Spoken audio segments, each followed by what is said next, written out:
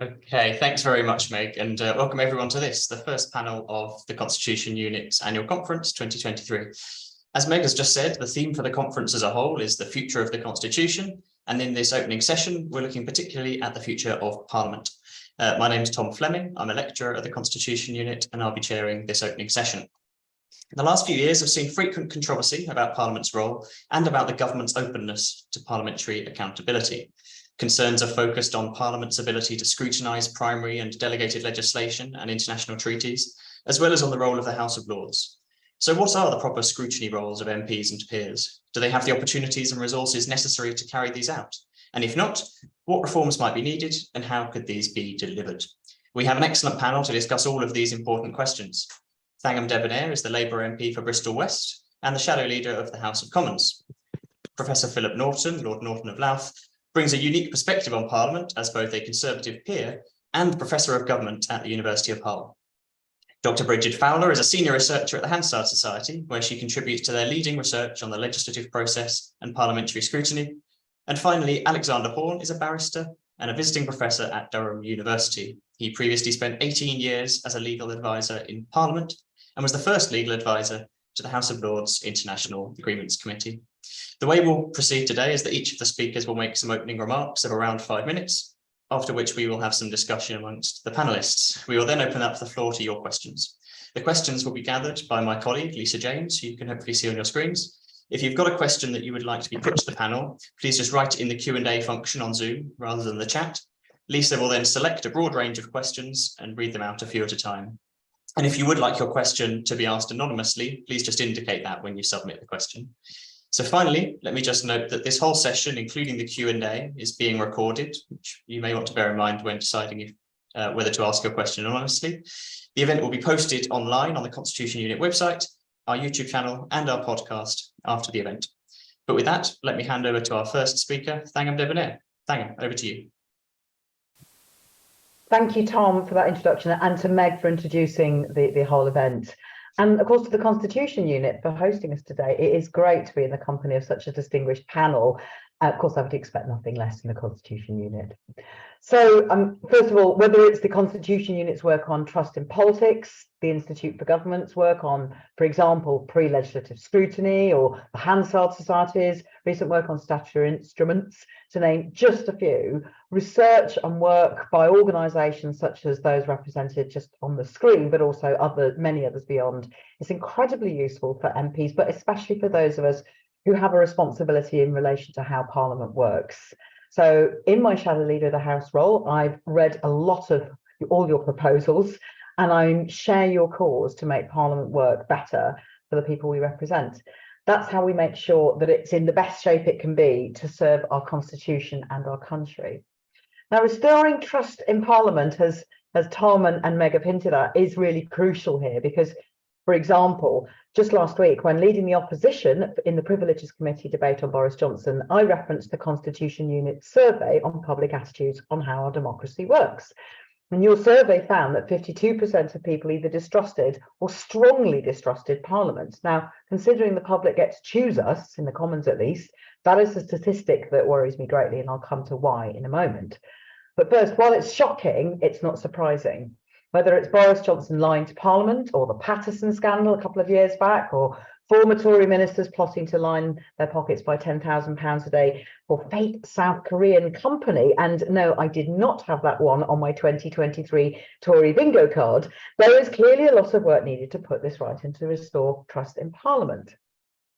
Your survey seemed to show that people are striving for a government which will strengthen our democracy, and that while the cost of living and the NHS are people's top priorities, they also care about the health of democracy as much as crime or immigration, and they're right to care. If we politicians are to tackle soaring mortgage rates, rising crime, NHS waiting lists, or any of the many other issues that fill up my inbox, the public must be able to trust Parliament. Now, that's because it's how democracy works. If people don't trust Parliament, they lose hope that it can change their lives. If they lose hope, they don't bother engaging with it. If they don't engage, we as MPs fall out of touch. And if we're out of touch, we can't deliver. If we can't deliver, democracy has failed. So how do we restore trust in politics? I'll start with the basics. A Labour government would give MPs the tools we need to scrutinise government. We'd aim to give them timely and quality answers to written parliamentary questions and letters to ministers. We'd send those same ministers to the dispatch box or select committees promptly and properly prepared to answer questions. We will publish timely and quality impact assessments for legislation. Just as an example, just this week, the one for the illegal migration bill, which I've been calling for months at Business Questions on a Thursday. That is a quick plug if you don't already tune in. I've been calling for that impact assessment, and in the closing stages of the bill's passage through Parliament, it's finally arrived. But even then, it fails to say how much it will cost, how much the bill will cost, or what the impact of most of the policies will be. So it's not much of an impact assessment. So this is basic, should be basic, but it obviously needs sorting out. Next, a Labour government will uphold standards. Where MPs fall short on rules, we will not attempt to overhaul the standard system to get them off. Neither will we undermine the Parliamentary Commissioner for Standards. We'd empower them to carry out their important independent work. Again, this also ought to be basic. But my opposite number, but two previous ones, tried to rewrite the entire system just to get one of his colleagues off. Now, Keir Starmer has committed to creating a culture of respect from the top, embodying the Nolan principles in everything that we do. I'm sure everyone does remember the led by donkeys footage of senior MPs plotting to rake in thousands of pounds a day by getting a second, a third, or in one case, a fourth job. Now, let me assure you, in my view, being an MP is a full-time job. I think the public know that. They don't want to see their representatives using our positions as a vehicle to line their own pockets. Labour will put an end to this. We will ban second jobs for MPs with extremely limited exceptions. Now, I know this session is focused on Parliament, so what I focused on so far is about my role as Leader of the House and what we'll do in Parliament. But I just as a sidebar, I just want to mention I'm looking forward to working with colleagues to extend the franchise to 16 and 17-year-olds, spreading power, wealth and opportunity around the UK through our devolution plans, abolishing the House of Lords in the first term and replacing it with a smaller democratically elected second chamber. I think we need an institution more representative of the people it serves, because if it does that, it's better able to serve the people. We will set out more details for restoring trust in our manifesto.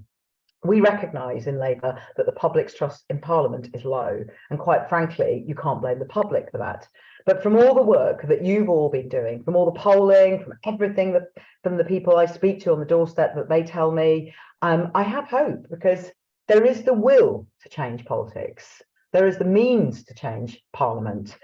That's what Keir Starmer has set out we will do when he's Prime Minister, because he knows that that's how we address the challenges facing working people. It's how we fix democracy. It's how we make Parliament a thriving arm of the UK's constitution. And I look forward to the discussion.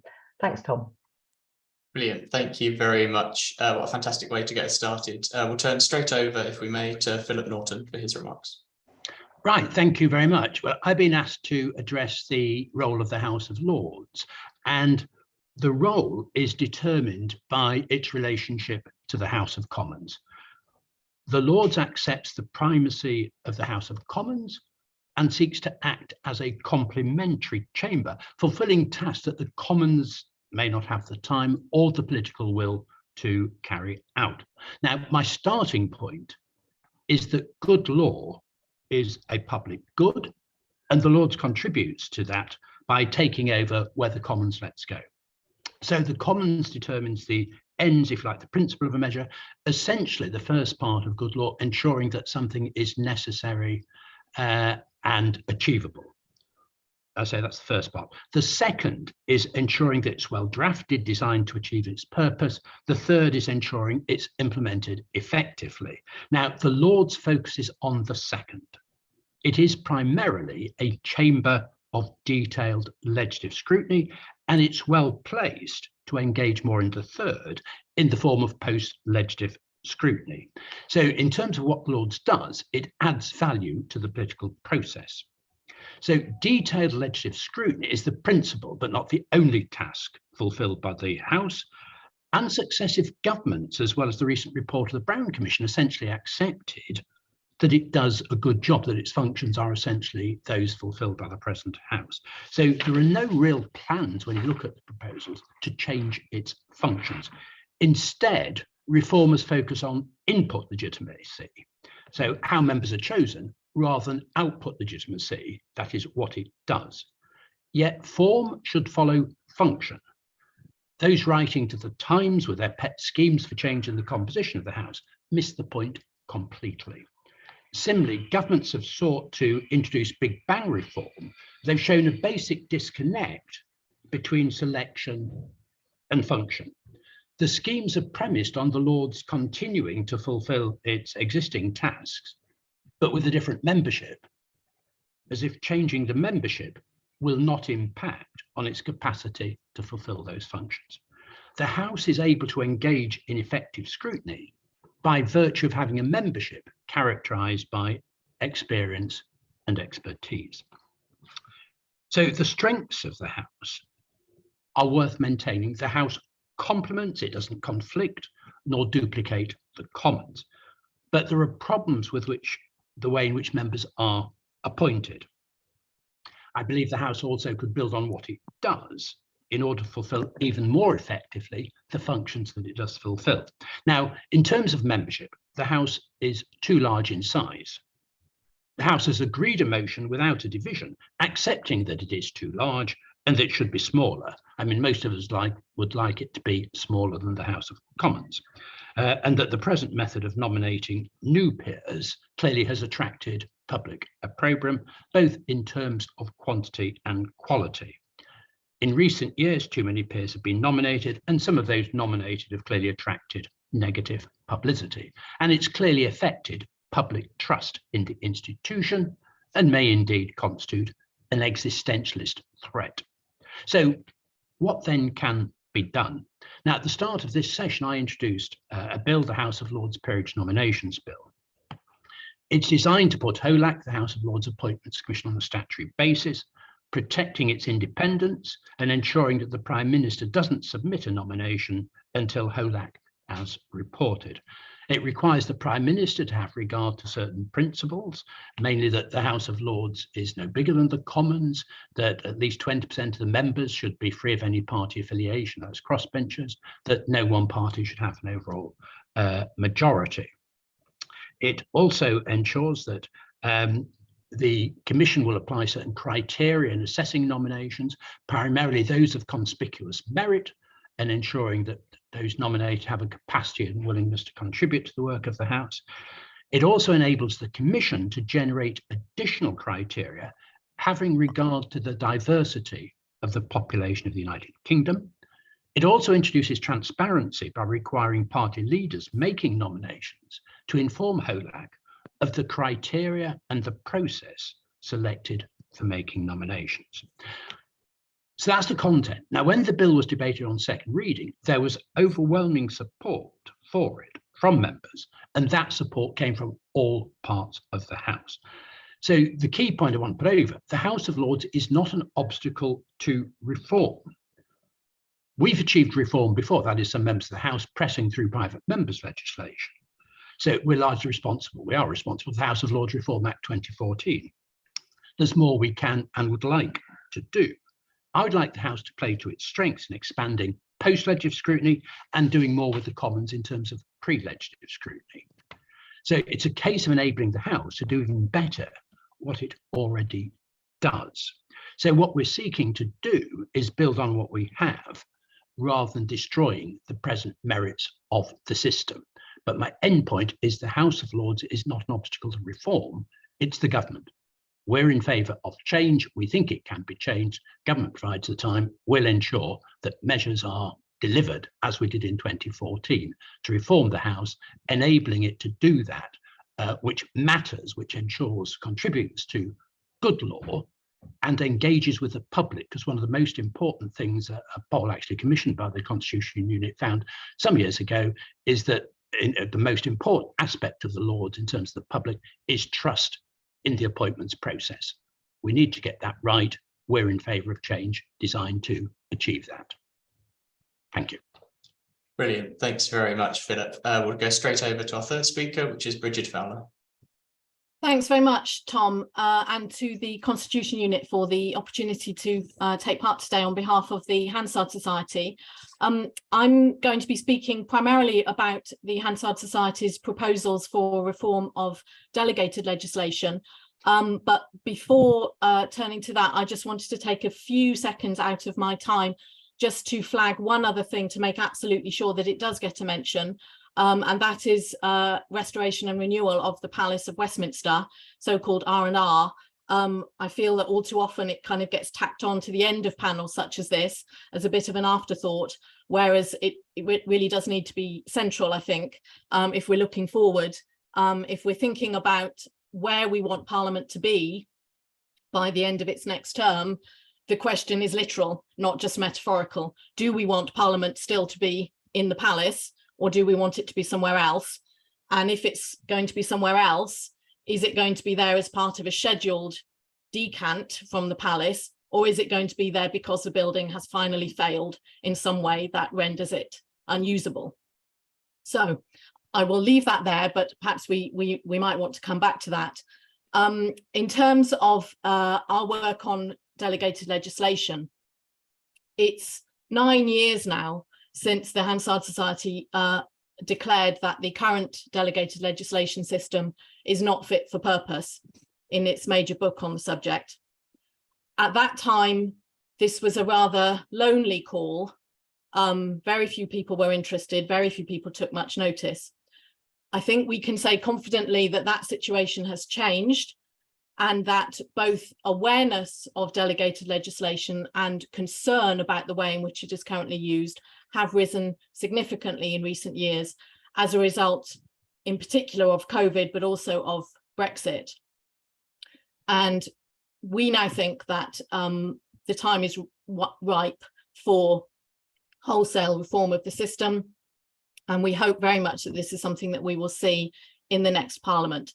It is much clearer than it's ever been that the current system is not working well.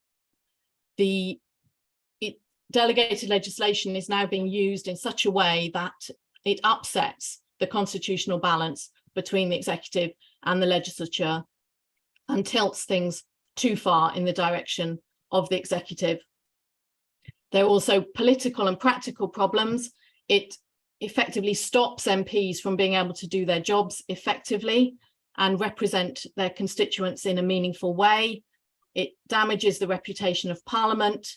It leads to too much law making it onto the statute book that subsequently needs correction. And as a result of all these factors, it wastes parliamentarians and ministers' time and other parliamentary and civil service resources. We outlined preliminary recommendations, preliminary proposals in February, and I encourage everybody to take a look at those on our website. We are now working on final proposals, which will be with you after the summer recess. We think that both elements, both phases of the delegated legislation system need reform, and we will be putting forward proposals to both of them. That is, first of all, the delegation of powers in bills. We propose that there should be a concordat which between Parliament and the government, which would be a co-owned document, which would simply set out shared understandings of what the appropriate uses of delegated legislation.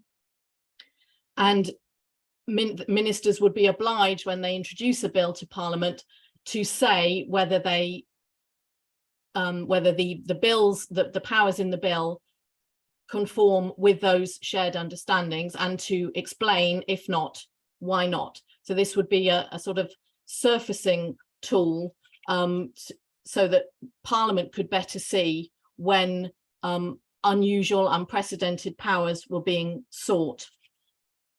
Secondly, we would propose to reform parliamentary scrutiny of the statutory instruments that ministers make using their delegated powers. We propose a wholesale reform of the system.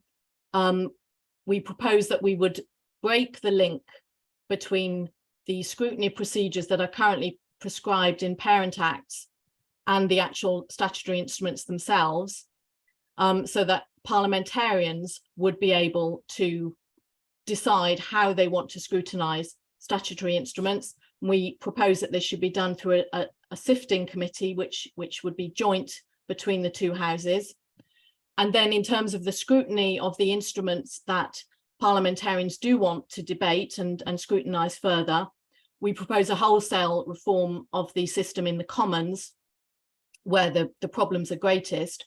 We would do away with the current system of delegated legislation committees, which are temporary committees and perform rather perfunctory, often rather perfunctory scrutiny, and we would replace them with permanent regulatory scrutiny committees, which would be able to debate SIs critically on amendable motions, and they would be better supported in terms of staffing, and we think that this system would both offer MPs a greater opportunity to engage meaningfully with SIs and therefore incentivise them to do so. The overall aim of the proposals is to make the new system more efficient and more effective. It would be a big reform, but we think that some of it could be implemented in phases. You could do pilots of some elements of it, and we will be putting forward proposals or sort of an implementation plan as to how that could be done when we publish our final proposals. Wonderful, thanks, Brigid. So we'll just come now to our last, but by no means least speaker, Alexander Horne. Thank you very much, Tom, and thank you to Meg and the Constitution Unit for having me here today. I'm here to speak on parliamentary scrutiny of international agreements, taking some account of my previous work in the House of Lords. I noted yesterday that it's nearly 100 years since the Ponsonby Rule, which sort of first started the idea of parliamentary scrutiny of treaties, came about. It's 1924, so a year to go. And anyone looking at the system now would see something quite familiar from 99 years ago. Although the law was partially codified in 2010 in the Constitutional Reform and Governance Act, not that much has changed. Both under the Ponsonby Rule and the new statute, treaties are laid before Parliament for 21 sitting days. We now get an explanatory note, and it's then really for Parliament to make its own arrangements for scrutiny. Now, Brexit's brought a new interest in the scrutiny of international agreements. This really started with the rollover EU trade agreements. That provided a considerable impetus for Parliament to decide what to do. But most of this work is currently done in the House of Lords by the International Agreements Committee. It examines every treaty laid before Parliament under CRAG. It produces reports with recommendations, and the most important treaties are debated. But this is really scrutiny without accountability. The Lords has no real power other than to highlight the defects with new treaties. The only weak powers contained in CRAG are granted to the House of Commons, and that's to delay the ratification of new agreements. Yet the Commons recently shuttered the only committee with a focus on international agreements, the International Trade Committee. And so we really have to ask ourselves, what should happen in the Commons now? For treaty scrutiny in the Commons, the abolition of the International Trade Committee was a retrograde step. Recently, the Lords International Agreements Committee led on negotiating what was eventually referred to as an exchange of letters, but really was an attempted concordat with the government to consolidate a number of additional scrutiny commitments, which would benefit committees in both the Commons and Lords. The commitments only related to free trade agreements, but these are often the most significant treaties considered in Parliament. The government promised to provide a great measure of new sort of commitments, including publishing negotiating objectives, facilitating debates, and allowing Parliament a reasonable amount of time to scrutinise new trade agreements and produce their reports, which went well beyond the 21 sitting days. The loss of the International Trade Committee means the Commons will need to find a new platform for treaty scrutiny going forwards. But this is really quite important, and it will become increasingly important as events over the last year have demonstrated, because there are quite a number of significant lacunae in CRAG. With my remaining time, I'll just focus on two of these, amendments to treaties and memoranda of understanding. On the first of these, the conclusion and implementation of the recent Windsor framework highlights the effectiveness of the current arrangements. Whatever one's views on Brexit and the Northern Ireland Protocol, the Windsor Framework was a significant agreement between the UK and European Union. But because it was not considered to be a new treaty, it did not require ratification and was so not subject to the provisions of the Constitutional Reform and Governance Act. This meant that Parliament did not even receive the usual 21 sitting day period to scrutinise the new deal. And this issue is not unique to the UK's agreements with the EU. Many international agreements, including free trade agreements, allow for amendments to be made by mutual consent of parties under a joint committee process. This is a normal mechanism in modern trade agreements.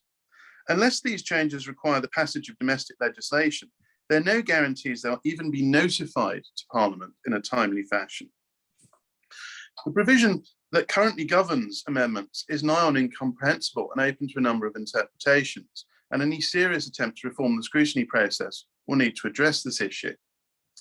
Memoranda of Understanding is a term used to refer to non-binding international agreements between states, and the recent UK-Rwanda Asylum Partnership Arrangement highlights the problem with the government's current use of MOUs and the inadequacy of Parliament's scrutiny mechanism for them.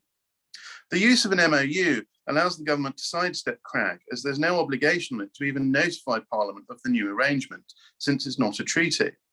Indeed, the government has indicated it does not believe it's even under an obligation to routinely disclose MOUs to Parliament.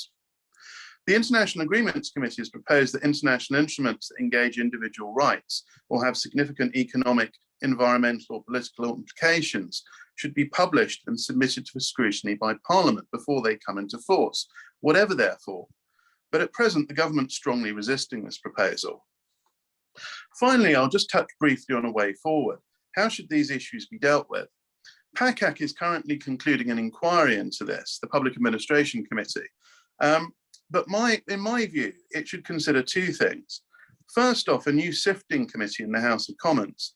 This could identify international agreements and MOUs which are politically or legally important and assist the relevant departmental select committees with scrutinising them. But in the longer term, there's clearly a need to reform CRAG. The system needs to change so that the consent of the House of Commons is required for the most important treaties and treaty amendments. I think it's only then that we'll see both scrutiny and accountability. Thank you. Okay, wonderful. Thank you. What a great set of opening remarks from everyone. Lots of really rich detail on some really important themes. We'll turn over to audience questions in about 15 minutes or so. I can see that lots have already been coming in, but if you have further questions, now is your chance to please remember to pop them in the Q&A function, and then Lisa can hopefully read those out on your behalf shortly. While a few more of those are coming in, I'll just put a few questions myself to the panel. And I'd like to begin with something that seemed to emerge as a sort of common theme across everyone's contributions, which is this question of how far reform requires the government to do things, or requires Parliament or a chamber of Parliament to use tools it already has or to push for certain reforms.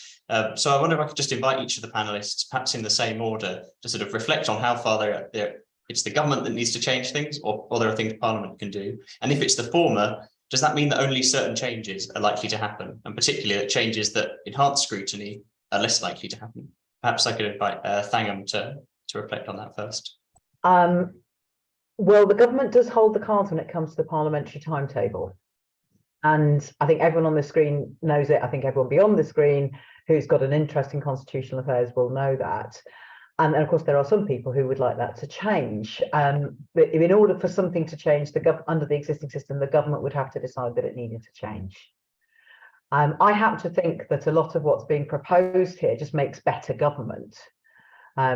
So I think a responsible government would want to change at least some of these things.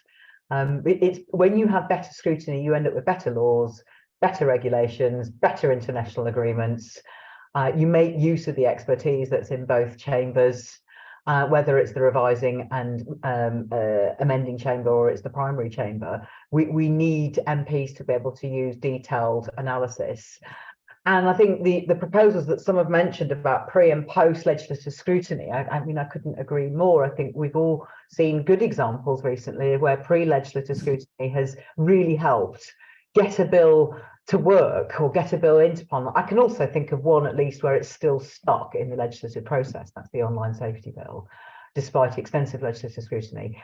But yes, the government has to decide that it wants to do that. And that's why I'm particularly interested in looking. I've got a very long list at the moment of all of the proposals that key organisations, researchers, academics, commentators, whether it's Ian Dunt's book or Brigid's work, the Hansard Society's work on SIs, on delegated ledge, got a long list of things we could do. There are some things which don't require the government to change anything formally, they just require the government to do things properly. And so, for instance, that my complaint, and it's the complaint of many colleagues, about governments not answering letters on time or at all, governments not answering WPQ, written parliamentary questions, on time or at all. That is a fixable problem that doesn't need legislation, it just needs the government to decide to do it. In fairness to my opposite member, Penny Mordaunt, she repeatedly commits to going away and reminding her colleagues, but certainly colleagues on all sides of the House are saying that that is still a problem, especially with certain departments, and it impedes our ability to do a good job. So there's things the government could just decide to do better, and there's things that they would then need to legislate for, and they'd have to make parliamentary time for that. Wonderful, thank you. Philip? Yes, I'd largely agree with that. I mean, obviously the government itself can come forward with proposals, and historically variously has done, but the main task is providing time to achieve change, and that can come from within the House itself, and historically has done. So you look at some of the major changes, the departmental select committees, that came from a report of the Procedure Committee in the Commons, pressure from the House on government to facilitate it. So Norman St John Stevens, leader of the House, facilitated that, but the pressure came from the House. Now, when I chaired the House of Lords Constitution Committee, we produced a report on Parliament and the legislative process, which I'm quite proud because I wrote it, but that looked at the legislative process holistically and what we can do in terms of pre-legislative scrutiny, post-legislative scrutiny, as well as the actual legislative process once a bill's introduced. Now, some of that it's possible to achieve through the House itself, certainly in the Lords. So we've made advances in post-legislative scrutiny, normally each session having a committee to engage in post-legislative scrutiny. I'd like to see that expanded. So there's some things we can do under our own steam, particularly in the Lords, but we do normally rely on the government to at least facilitate it. It is a question of time. That was my point about the House of Lords Privilege Nomination Bills. Back in 2014, the House of Lords Reform Bill was a private member's bill, but we persuaded the government to facilitate it, to provide time. Now, the advantage from the government's point of view is it achieves reform without impacting on the government's wider programme.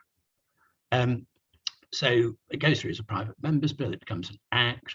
If the government then wants to take credit for it, which it did, we don't have a problem with that. But it's the government recognising it's in it. The key point I'd want to make, it's the government recognising it's actually in its own interest to facilitate Parliament fulfilling the sort of tasks that we've mentioned. Because I think the key point is that a good government needs an effective Parliament. So government needs to be challenged, it needs to be scrutinised effectively, it needs to be held to account to ensure it is performing well. So a confident government should not be frightened of reform, it should welcome it. So I think that's the point we want to come across. It's not an adversarial relationship, it's facilitating Parliament doing that, which will eventually underpin government. And coming back to the initial discussion on trust, I think that will be a major contributor to that. Brilliant, thank you. Brigid? Thanks, Tom. Yes, I agree with the previous speakers and with Thangam in terms of our proposals. Ultimately, we would need the government to get on board, and we've been trying to frame them in such a way that it makes clear what the advantages would be to government of either political stripe or of any political stripe. So there would be advantages to government, not just to Parliament, but to fully implement our proposals, we would need a new Statutory Instruments Act, and we would need new standing orders, certainly in the Commons. So ultimately, we would need government to implement them. Two caveats to that, I think, in terms of what parliamentarians, and particularly backbenchers in the Commons, could do. I mean, one is that I think I'm concerned, and I think other people are also concerned and frustrated sometimes about the apparent what can sometimes look like a sort of lack of engagement with the formal procedural tools that parliamentarians, that backbenchers have available to them.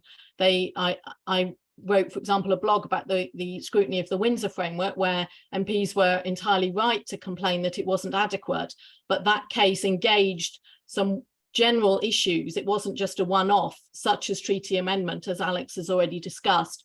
And I do hope that there in the next Parliament, there are some MPs who want to engage with these kind of procedural issues. The second point is about standards. And I don't want to sound facetious or flippant, but MPs could simply not do some of the things that violate the rules and bring the House into disrepute. They could just not do them. And that, rather than, we all spend a lot of time thinking about institutional change and changing the incentives and formal structures, but, individual agency is always available, as it were. Brilliant. Alexander, do you have anything to add on this? Yes, just very, very briefly. I mean, I agree with our previous panelists. I think treaties provides an instructive example. If you look at sort of organic developments, I think you've seen in the House of Lords what you can do as far as Parliament can with the cooperation of the government, but without the government really sort of doing a great deal to facilitate things more than it has to. I think the sort of scenario that I described in the Commons would eventually require legislative change. The issue that you really have with treaties, unlike the other types of legislation that were being discussed, is that at the moment the statutory framework puts the treaty into Parliament fully developed and signed. So there's no opportunity to amend it. So what Parliament really needs is an in earlier in the process, and then possibly a final decision-making ability at the end. We could see this in the European Parliament when we were members of the EU, where the European treaties provided the European Parliament with a right to information and then a right of a final veto on certain types of treaties. And that would certainly be the sort of scheme that I think would benefit the UK Parliament. Brilliant, thank you. So all of these answers so far have highlighted, I suppose, that there are some sort of quick wins that governments could do relatively easily, or different chambers of Parliament could do very easily. But it also seems like some of these changes take up time. And I wonder, at a time when the country has lots of other issues that might want their politicians to address, is there a risk with some of these changes that politicians need to sort of sell the material benefits of this stuff to avoid just looking like they're talking about themselves? I wonder, perhaps we could take people in the reverse order this time. Alex, do you want to come back in on how, particularly with things like treaties and delegated legislation, that might seem more obscure on the face of it? Yeah, well, I think obviously this does have to be sold with people, interested in cost of living crises and all of these other things. But I mean, a subject like treaties, you did see real interest in the free trade agreements with, say, Australia, the effect on the farming community and so on and so forth. And actually, it's been found that giving legislatures a voice means that it can help governments negotiate this. Governments can go into these things saying, well, I can't get this past the legislature, so don't try and foist this on us. And certainly that's the sort of thing that we had been hearing. I think the public do become sort of aware of the fact that these things are just turning up. They find on the front page, suddenly they might get different food standards, or this view that the NHS might be under threat when we were talking about having a treaty with the US. So I think they do have legitimate concerns there. And it's something where these types of agreements can have a real effect on, say, the price of food in the shops, which, coming back to where we started from, that is of real relevance. So I think that's really the way I would look at addressing treaties. But on the broader front, yes, I mean, I appreciate when you begin to talk about things like House of Lords reform, delegated legislation, it can look like a bit of navel gazing. But I would also agree with the other panelists, nonetheless, that these things are very important. Brilliant. Brigid, do you have something to add? I think just quickly, the situation with statutory instruments is similar to the situation with treaties in some respects, in that they do have a very material impact on people's everyday lives. And I think that came home to people very forcefully during COVID, when England was locked down, using statutory instruments that Parliament only got to scrutinise retrospectively. But there are many, many other examples of SIs that govern vast areas of people's lives, and Parliament, or certainly the Commons, can't scrutinise them effectively because of the way the current system is set up. And I think we would want to say to MPs that if you take the time with the support of the government to reform the system, you would then be able to say to your constituents, oh, I might be able to do something about that, instead of having to say, oh, it's a negative instrument, I can't do anything, or, you know, it's already been made, it's already law, I can't do anything, because I assume that that makes them feel rather ineffectual, and we want to give them more and more powers so that they can be more effective in representing their constituents. Philip? Yes, I mean, I agree that change is necessary for the reason that Brigid touched upon. This is not some dry procedural point. It's putting in place something that will impact the lives of citizens. It actually matters. So it's essential we do that. The problem from the point of view of the perception of the public is whatever changes we make and however well they work, people aren't necessarily going to notice what either house does, because people do not focus on what members do collectively in terms of scrutinising government going through the process we mentioned. I'm afraid what people focus on is the actions of individual members. So that's why standards are so important in respect to public trust, because that's what people focus on. What we're discussing doesn't get much attention, but it's absolutely fundamental to improving the quality of Parliament, the way it scrutinises government, and the consequences it has for issues that are really going to impact on people, even though they may not necessarily be aware of it. And Thangam, do you have thoughts on this? Yes, and so sort of zooming out even further from where Lord Norton left us there, I think the standards, in particular in relation to lying, last Monday was a really important moment, I think, in our democracy, because it was, in some ways, MPs of all colours recommitting to the importance of truth, accountability, standards, and parliamentary democracy. We had some amazing speeches from parliamentarians, again of all colours, you know, from Harriet Harman to Theresa May, on why it matters if the public thinks we lie, and why it was restoring democracy to show the public actually there is a system. Because for the last few years, the public has been ever increasingly just thinking, when you guys do something wrong, nothing happens.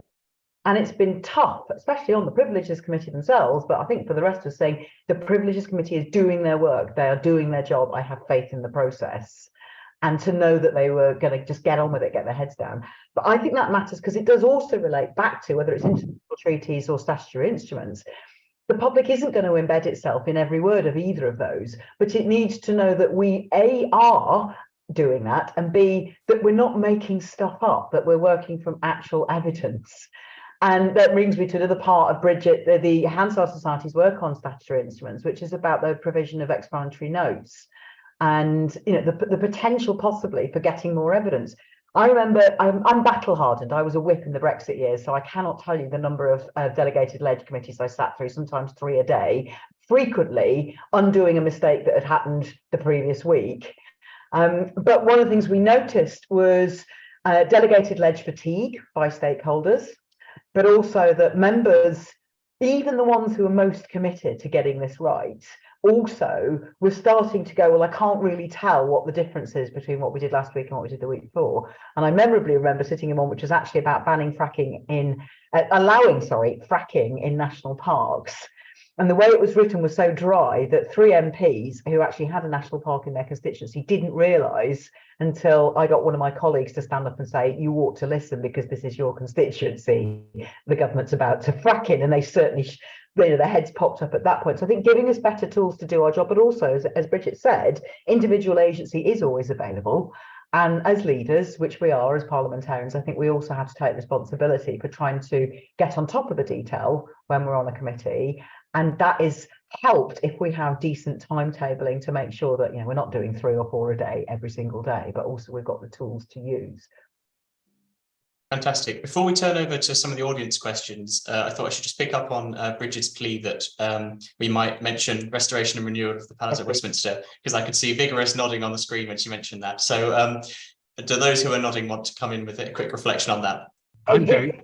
Oh, go on, Deb. I was just going to mention, because I'm a member of the Client Board as a House of Commons Commissioner, so this is a huge chunk of my brain, my soul, my life, my parliamentary day. It's something that we cannot kick down the road for yet another generation of parliamentarians, but more importantly, the public. The public, this is the public's parliament. There's also a lot of myths that this building I'm in right now, Portcullis House, that is actually a very good, well-functioning modern building. Unfortunately, no, that's not true either. But the parliamentary estate, I think there's something quite special about the fact it is both a place of history and a place of work, and that the public can come and see us do our work. We owe it to them to sort this out. And it needs doing. I mean, I have to say, my experience with the client board is a sense of great urgency, and we've got some fantastic people helping us. And so I can totally support Brigid's view. We don't have the tools to do the job in terms of space, equipment, and so on. But also, we have a historic building, which I want to continue to be part of a living history, not a museum, if possible. I don't think there's any plans for it to be a museum, by the way. Philip? Well, I very much agree with that, and I'd reinforce what Brigid was saying, because it's not just the case of thinking it in terms of what we do with the building. It's the fact that the current decaying infrastructure does impact on the capacity of members to do their job. So there's actually consequences for the way that Parliament operates, and that's becoming more apparent day by day. The other thing we've got to think through is if both houses decant, what the consequences are for how Parliament does its job, not least the relationship between the two houses, because how it's physically configured has significant consequences for relationships, including with government. And the point about if we decant, where do we go to? I mean, local, there are these suggestions, oh, we should move elsewhere, including the Lords moving to York. Well, I'm sorry, that would strengthen government if you separate the two houses in that way. I'm not against the Lords moving, I'm against the House of Lords alone moving.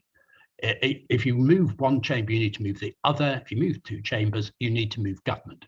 Perfectly principled case for having a dedicated capital area somewhere. You can make a case for that, extraordinarily expensive, but you need to think through the implications. But in the immediate future, yes, this is urgent, we need to get on with it, but we need to think through the consequences for the government of the United Kingdom in terms of how Parliament then operates, because the physicality has consequences for how each house operates and how the two houses actually relate to one another. So we've really got to think that through, but it is urgent, and the urgency is apparent, becomes more apparent day by day. Brilliant, thank you. I think with that we'll turn to the audience questions, if that's all right with the others. So Lisa should hopefully appear shortly on our screens. And Lisa, would you like to give us the first round of questions? Yes, and thank you to everyone who submitted. I'm going to do my best to get as many in as we can. So our first question is from Arabella Lang, who notes that Parliament has taken a few welcome steps to modernise. One was to publish Erskine May online, but that also exposed how arcane and impenetrable Parliament's internal rules are. How far does the panel think that simplifying standard orders and other procedural rules would improve public trust, understanding and engagement? I should have said Arabella is with the Public Law Project. And then a couple of questions linked by a sort of broad theme of scrutiny. So from Frances de Souza, herself, of course, a member of the Lords. Does the panel think that the government's recent use of a statutory instrument to change primary legislation has established an unfortunate precedent? That's referring, of course, to the rules around protest. And then a couple of questions from Keith Raffin and Michaela Best. Keith Raffin writes, as a former MP and MSP, I'm a strong supporter of select committees. Wouldn't pre-legislative scrutiny be improved by formalising their role, by holding hearings and reporting on white papers or possibly green papers? Michaela, an advocate for citizens' assemblies, asks, can we see a sifting role for citizens' assemblies in scrutinising bills? So a couple of questions about you. Are there other institutions that should be more involved in legislative scrutiny? Okay, brilliant. Thank you, Lisa. So that was a question about whether the internal rules are too impenetrable, one about using statutory instruments to amend primary legislation, and then, as you say, those last two about scrutiny. So I'll invite the panelists to pick out whichever of those they would like to address, and they shouldn't feel any obligation to address all of them. Perhaps we could slightly change the order, and I could come to Brigid first this time. Right, thanks, thanks, Tom. I think few things I could just say quickly in terms of simplifying the language and procedures of Parliament. Yes, absolutely. This is something that the Hansard Society thinks could usefully be done. It's notable, for example, that in the Commons there is no equivalent of the Lords companion to the standing orders, which sets out much more in a much more user-friendly way how the House of Lords works. There's no equivalent for the Commons. There are a multitude of examples where parliamentary language really doesn't help the public, the watching public, understand what's going on. My favourite example is always when a bill is introduced and the Chief Whip stands up and the Speaker says, second reading what day?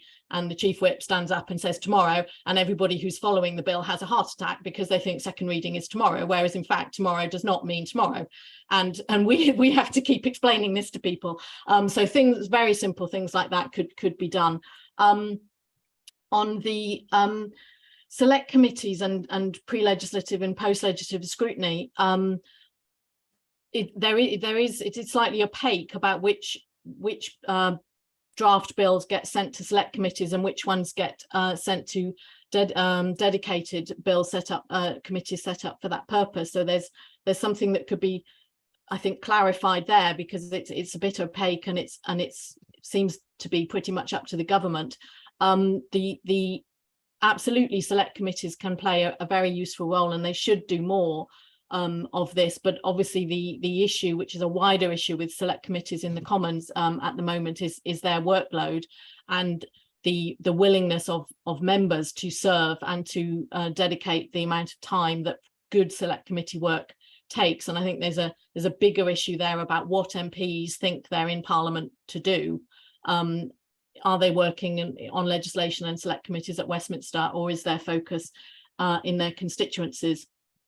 On the public order SI and the possible precedent for using an SI to change a previous decision of Parliament, we did an event on that a couple of weeks ago. So and there's obviously now also a judicial review of the instrument. So I would refer people perhaps to look at those two resources. Brilliant, thank you. Alexander, are there any one or two of these that you'd like to pick up and say anything on? Yes, thank you. I think I do too. First of all, the arcane procedures bit, and secondly, the SI. On the first point, I mean, I do agree with Arabella that the language is not always the most helpful, but I think there are actually three things that hinder public participation. One may be the way in which the business is described, but the second is the fact that, obviously for political reasons, we rarely have much advance notice of the business. For NGOs, for stakeholders, for people that want to be involved in the legislative process, the fact that things are effectively sprung on us and that there is no actual guide much in advance as to when things are going to happen is particularly unhelpful. I'd also say the website itself isn't particularly helpful. The business papers, and for both houses, and are not clearly set out on the front page if you want to use that type of thing. And I think members get used to using them, so they're familiar with the way that they're laid out. But I don't think they're particularly helpful always for people who want to engage with Parliament either. So there's plenty that could be done to make things a lot more accessible. And it's not just the language; it's also the way in which it's set out. On the SI point, I'd merely say that yes, I mean, this was a bad precedent, but we've had plenty of concern expressed, for example, by Igor Judge, the former Lord Chief Justice, about the use of what are termed Henry VIII powers and statutory instruments that allow the government to pass bills with powers to make statutory instruments that can then amend the bills. And I think concerns have been being expressed about this sort of thing for a long time. And it is really important. I mean, statutory instruments may sound dull and the committees that scrutinise them may sound dull, but as we heard earlier, this is where the bulk of the law in this country is made. And if we don't scrutinise them properly, we can't then come back and complain that we don't like what the law is. Great. Thangam. I use Erskine May and a lot, and I have the copy of the standing orders with me at more or less all times. Standing orders are a lot easier to read than Erskine May. Erskine May, it's a great document, but if you don't know what you're looking for, it's really hard to find it. I know that might sound ridiculous, but you've really got to have an understanding of how to find the thing that might help you find the thing. And I think that could definitely be easier to use, even before we even get to should we actually simplify the rules. The SI is used to reform primary legislation. I think it does set an unfortunate precedent. Because as we've already said, the scrutiny is very different. Pre-legislation formalised, pre and post. I think there will be some bills that just don't benefit from pre-leg. But we've seen a lot of really good use of pre-leg. I think there's also something to consider, which is whether or not it should be select committees that do the pre-leg and then go on to form the bulk of a bill committee. That is a heavy workload because certain subject areas will have a lot to do and others will have little or no legislation. But with some scope for flexibility, I think that there's a good case to be made for doing more of that. Certainly, I talked to a colleague recently who was on the select committee and therefore had done the pre-leg of the bill committee she's now on, and she said it was absolutely made her better at doing her job. So more of that, please. Citizens' assemblies as a sifting role. I think I'm more interested in citizens' assemblies as a consultative and advisory role. I think sifting would be difficult to do because there's technical reasons why certain things might need to happen that can sound very dull and uninspiring. But actually, I personally think we've got a good, the Joint Committee on Statutory Instruments does an excellent job in my view, but I've been looking really carefully about how that might be improved or strengthened by the proposals from the Hansard Society. I think there is a role for citizens' assemblies, but I think it can't be instead of the democratically elected first chamber, and it's probably not going to be cut out to do very technical work on sifting, but could do really excellent work on content. Brilliant, thank you. And I'll just use that as an opportunity to plug that the Constitution Unit has been doing some work recently with citizens' assemblies. So if people are interested, they should have a look at some of the recent publications on our website. Philip, is there anything you would like to add to this round of questions? Yes, I was going to make exactly the point that Alex Horne made about the website. I think that's absolutely crucial because we tend to focus on think people are suddenly tuning in, they're watching debates, they're not necessarily. The website is absolutely, I think, crucial in terms of public accessibility. And at the moment, it's not well designed for that purpose. It's sort of constructed from a parliamentary point of view in terms of process, bills, committees and so on, not from the perspective of the citizen, and we're more concerned with issues, what affects them. So we really need to rethink that. But my main point was going to be on the point about pre-legislative scrutiny. I'll comment on post-leg as well. I mentioned the Constitution Committee report that we published nearly 20 years ago on Parliament's legislative process, and we argued that pre-legislative scrutiny should be the norm and not the exception, and that ministers should have to justify if a bill wasn't going to be subject to pre-leg scrutiny, because too often ministers rush in, they want their big bill on, and they're not going to allow it to be subject to pre-leg scrutiny. So we need to change that. I think pre-leg scrutiny, as Thangam touched upon, when it occurs, generally helps to improve the quality of legislation, because of course the government's views aren't necessarily fixed by that point. The bill has not been introduced and the government aren't necessarily committed. So we were very much in favour of that becoming the norm. Most bills lend themselves to it. At the time, the government, the minister did say yes, they agreed with that view, but then they rode back on that, and we don't see that many bills subject to pre-leg scrutiny. We really need to be pressing for that because it will improve the quality. And coming back to my earlier point about looking at legislative process holistically, post-legislative scrutiny, because historically for ministers, success has been getting the act on the statute book. That's success. No, success is whether an act actually achieves the purpose for which it was designed. So we need to be checking it. Has it achieved, fulfilled its purpose post-leg, and if not, should there be some adjustment? So the Lords has done some good work in this area, adoption legislation, mental health legislation and so on, but that needs to be more extensive. And at the moment we need to be put pressure on government, which did accept that it should engage in post-legislative review. Departments 3 to 5 years after an act's come into force should review whether it's achieved its purpose, but that's now more or less dried up in terms of publishing the reports of that scrutiny. So we need to get back to that to make sure at least there is post-legislative scrutiny by departments. But I would like to see post-legislative scrutiny by Parliament itself, a joint committee on post-legislative scrutiny, and more done by committees to examine acts to ensure that they've actually achieved what Parliament intended them to achieve. Okay, great. So we have about 10 minutes left. So hopefully we can squeeze in maybe one more round of questions. So Lisa, have you got a few for us? I do indeed. There has been great interest in the Q&A in the potential for an elected second chamber. So we're going to have a round of questions about the role of the House of Lords and its potential future. So in particular, there have been a couple of questions directed at Thangam about Labour's plans and what Labour might want to do when. But to pose also some more general questions, Charlie Heintoff asks, if the Lords becomes elected, will its effectiveness in improving legislation be likely to be increased or diminished? A similar question from Andrew Woodcock. One of the concerns often raised in relation to an elected upper house is that elected members are likely to regard themselves as having equivalent democratic legitimacy to members of the Commons and may be more assertive in insisting on changes. This threatens to create regular gridlock as seen in Washington. Can this be avoided? And finally, Wayne Ramwell posed a similar question, also citing gridlock in the US, but concluded by asking, when it comes to constitutional reform, is it not better to adopt incrementalism, perhaps thinking of some of the sorts of things proposed by Philip Norton, rather than radical systemic change? Brilliant, thanks, Lisa. So I think what I'd like to do then is to maybe invite Thangam first to respond to some of the more direct questions about Labour's plans, and then we can go round to Philip, Brigid and Alexander in that order to answer sort of one bit of that if they have any that they'd like to pick up. Really happy to clear up some confusion and also some misinformation that's been put into the press recently.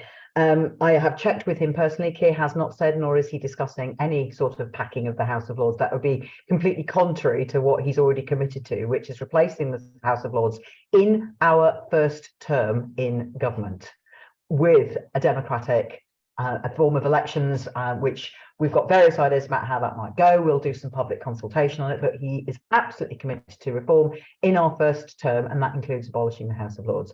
Primacy, we would continue with primacy for the House of Commons. We think that's really important so that we don't get that gridlock, but there'd have to be some sort of way that the House of Lords could trigger something for constitutional matters in case the Commons ever becomes we don't want to see a situation where the Commons is trying to do something profoundly anti-democratic and the Lords doesn't have any way of dealing with it. The Commons will have to retain primacy. And I think that some of that democratic legitimacy that will accrue, and I take Lord Norton's point earlier that we're talking about input rather than output. I think the democratic legitimacy is important. I hope that we would still end up with a skilled body of people to do the incredible work that my colleagues in the Lords do on all sides. I think, the work that the Lords do on scrutiny and holding the executive to account is incredible. It's detailed, it's thoughtful and it's thorough. And an incoming Labour government will want to be able to preserve the ability to have those outputs. But we do think a democratic legitimacy means that we have to abolish the current structure and replace it within the first term. Okay, great. Then we'll come next to Philip Norton then, who you might have some reflections on that or on these questions about incrementalism. Yes, well, I agree with those questions who agree with me. 2 points I'd make. One's absolutely fundamental because people start arguing for reform on the ground that the House of Lords is undemocratic as if that's self-evidently true. It's not. There is a democratic argument for having an appointed second chamber. So one has to look at it from that perspective. That's quite clear in debate and the literature now. You can make a democratic argument for an appointed second chamber. So that's the value of having the House of Lords. It complements the first chamber, which is the elected body and through which government is chosen and is answerable to the electors. If you start electing a second chamber, which could use the existing powers of the existing House of Lords, never mind demand more on the grounds we're elected, we want more powers, because of course the rationale for the Parliament Acts disappears once you have an elected second chamber. But just using the existing powers could cause significant problems. And if you were to try to retain the primacy of the House of Commons, what's the point of seeking election to the House of Lords anyway? But there's a principled point that the present arrangements are value adding. The House of Lords adds value. If you have an elected second chamber, it will be value detracting because it would actually undermine the accountability of government to electors for the policy that they produce, because the second chamber could then challenge it, producing outcomes for which there is no one body answerable to the electors for what's being decided. So you might empower electors at the individual level of choosing a representative, but not at the aggregate level of choosing a government that is directly accountable to the people for public policy. So that's a key point, I think there.